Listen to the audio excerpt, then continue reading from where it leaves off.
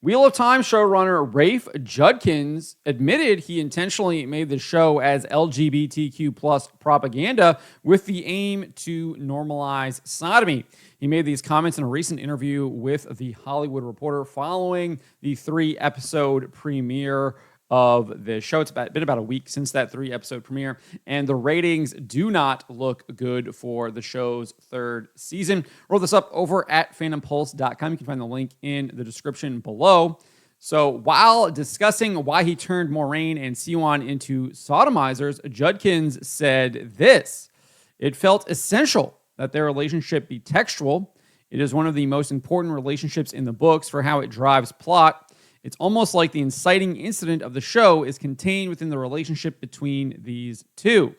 To me, the show didn't make sense without that relationship being explicit, because we are also putting more of the emphasis certainly on Rosamund Pike's character, Moraine, than there is in the books. You're also always looking as an artist for, why am I telling this story?" I want to be clear, this guy is not an artist. This guy is a propagandist. He is not actually trying to create art. He is not trying to create something that points you upwards. He is clearly creating something that points you downwards and is trying to lead you down paths of destruction, trying to degenerate you. He is promoting objectively evil and wrong things. That is not art. That is propaganda. That is what he is making. Anyways, he goes on and says, "Why am I telling this story? I have to devote my life to this for years and years. It was worth devoting my life to telling this beautiful story, but also that the lead was a queer character. I've never seen a fantasy show where our lead was just casually a queer character that wasn't only directed at the queer community. To have that was an important part of why I wanted to tell this story and why I fell in love with the books in the first place." So there you go. He literally admits that he is dedicating his life to this show in order to push the LGBTQ plus agenda, and he's doing it so he can push that agenda on a non-queer audience. He's trying to normalize his own disordered proclivities. He is trying to normalize sin. He is trying to lead people into sin, which is very real, very, very real, despite what the world tries to tell us today. But that wasn't the only thing he said in this interview. Earlier in the interview, he justified denigrating Robert Jordan's work by claiming the books were coded as gay. Ironically, he also admits that they were not gay. And this is what he said: "A lot of it also, this is the 90s and early 2000s, was very coded.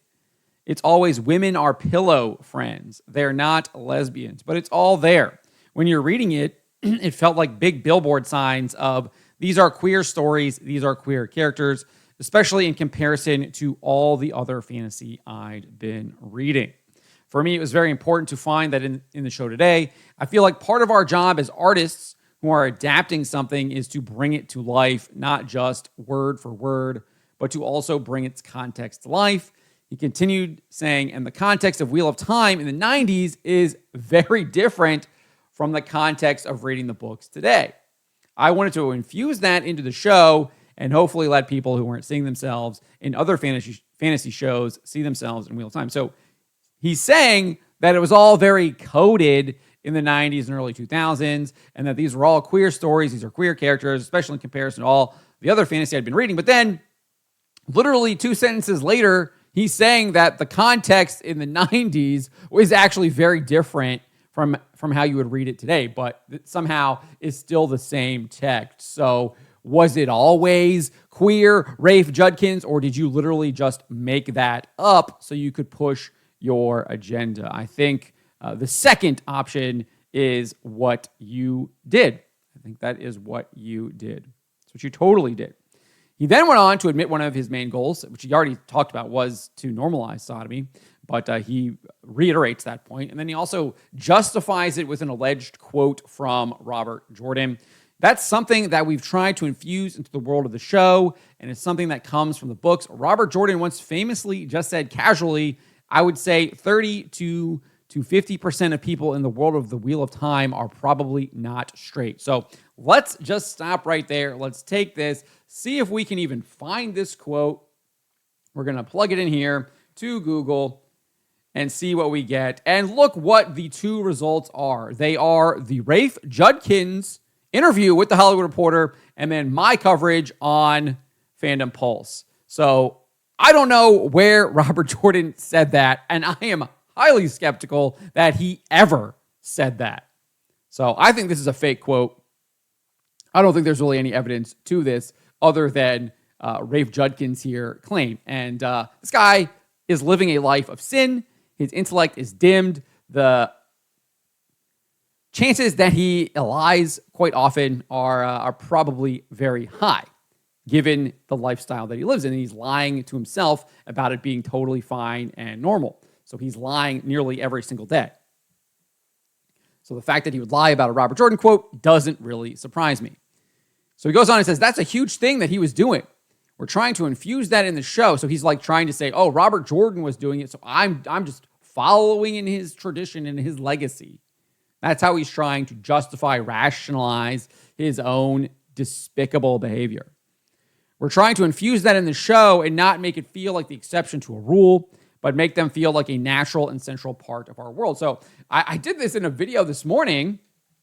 Let me bring it up here because this is literally what Tim Clementi was talking about when he gives this example of how Hollywood is manipulating American culture. He said it's why in surveys within the last decade, high school kids are surveyed and they believe that 30 to 50% of people in America are LGBT. This is 10 years ago because that's the percentage of characters they were seeing in TV shows and movies. And they just thought that's the way it is, even though they didn't know that many people that were. That's just what they believe. So that's one way an agenda in Hollywood changes culture. And that's literally what this guy is admitting that he is doing. He is trying to populate this show with a bunch of homosexual sodomizers in order to convince people that that is somehow normal. Make them think that that is reality when it is not. It's evil. Absolutely evil what this guy is doing. Shame on him. Shame on Amazon MGM Studios. Shame on Prime Video for allowing him to even do this. It's sick and disgusting. And as I said, it is evil.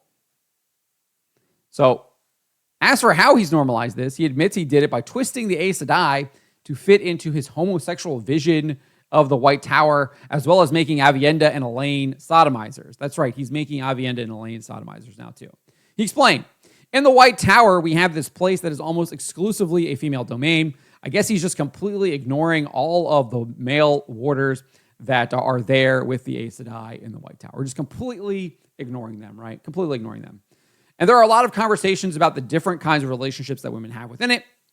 One thing that I was very interested in was the idea of these pillow friends, or quite obviously loving relationships that happen within the tower amongst women. I don't think that is obvious at all. Even he admits that the context in the 90s was different from how he's reading it today, where he's trying to clearly push this LGBTQ agenda. So I think he's totally reading into what that is, and he's trying to make that be what it is. And I don't think that's the case at all.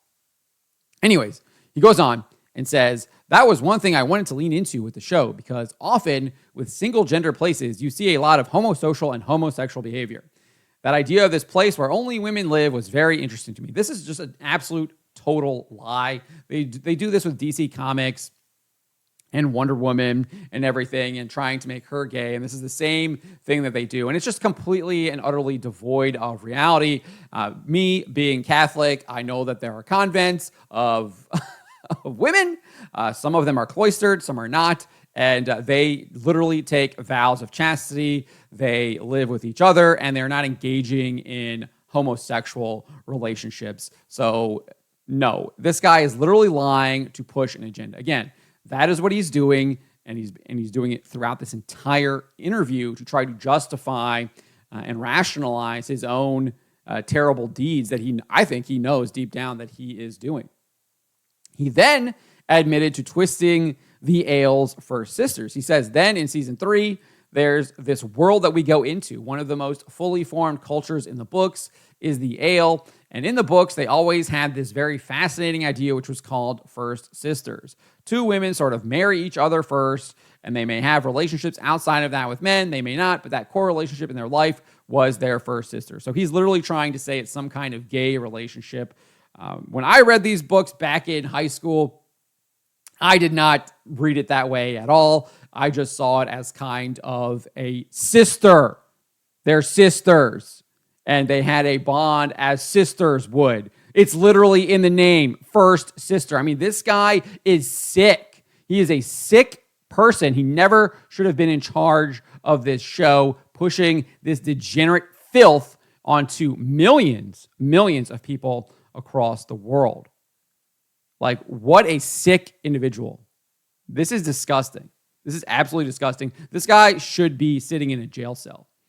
In a just and sane society, someone like this trying to indoctrinate millions of people into this evil ideology would be sitting in a jail cell. It would not be tolerated. It would not be tolerated.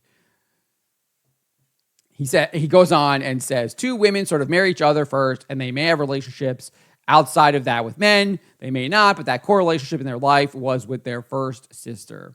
You see, we have 3 first sister relationships in season 3, and they're all different from each other. He then indicated that Avienda and Elaine are part of this queer fantasy that he has, that he is imposing onto the Wheel of Time. He says we have 2 main characters, Avienda and Elaine, who eventually become first sisters in the books. Justine Gilmer, who's an amazing writer, clearly not, just obviously another propagandist, was a big part of pulling it up. How we pulled it up was to forefront that relationship and the loving nature underneath it early in the show. So when they eventually become first sisters, it's based on this relationship they already have with each other. I love that. I like having a multiplicity of queer relationships and a multiplicity of how different cultures approach queerness in the world of the Wheel of Time. I mean, this is literally a homosexual show, and that's all it is at this point.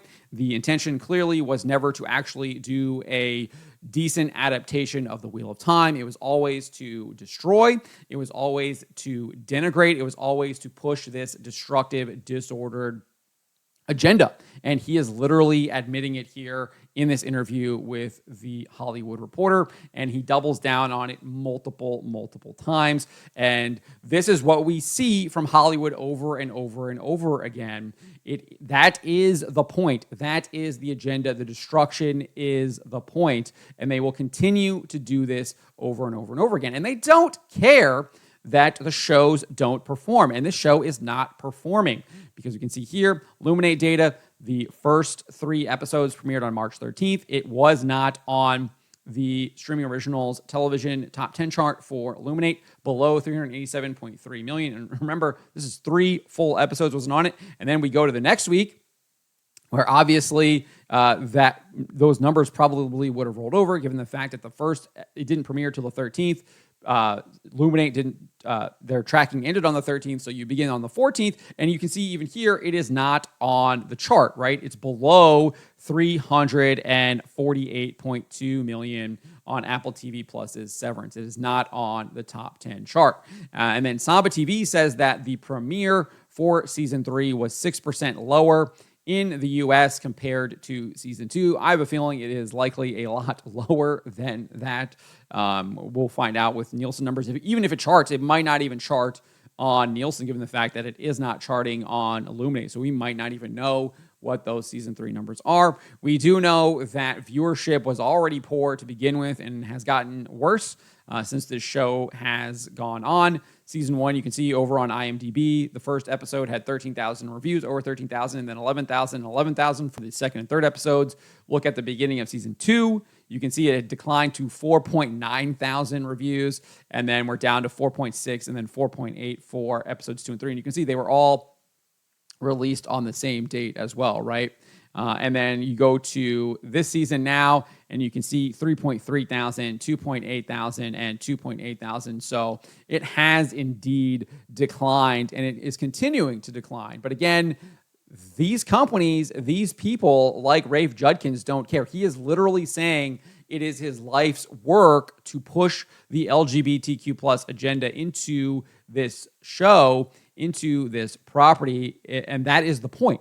That's the point, right? It is to push the agenda. He is not motivated by any kind of profit motive. He is not motivated by any kind of good morals. He is motivated by destruction. He is motivated by destruction. And just as another point of evidence here, you can see the Google trend. It has declined, obviously, significantly since the first season, and is declining as well from the second season, just with looking at that Google trend chart there.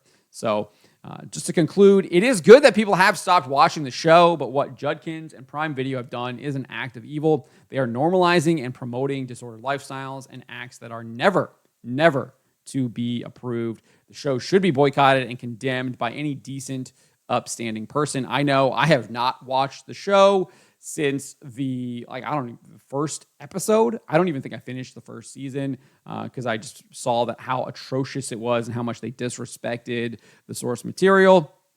And I have not watched it since then. And clearly, lots of other people made that decision as well. And that is something to be applauded. But at the same time, we can also condemn Judkins, Prime Video, and say that what they are doing is indeed wrong, and they should stop doing that. Someone over there should step in and say, hey, it's time to end this. This is not what we should be doing. This is not right.